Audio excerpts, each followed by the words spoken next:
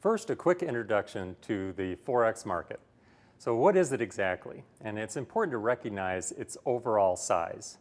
The Bank for International Settlements does a triennial survey, and in their last one, they looked at the total size of the forex market on a daily basis, and it came in to be a notional value of about $5.1 trillion being traded every day.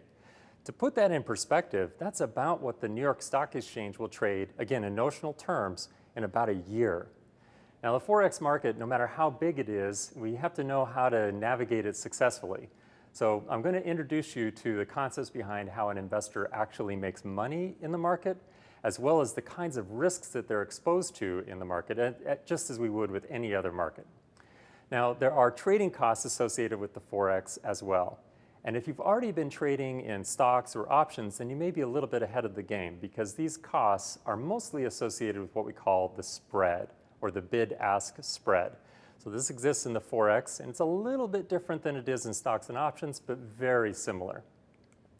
Finally, we're going to be taking a look at order types. Now, this again has a lot of similarities to the way that stocks or options traders will be using order types, both market orders, limit orders, pending orders, and so forth. Now, there are some differences in the forex, and we'll cover those as to how investors use order types for trade entries, trade exits, and risk control.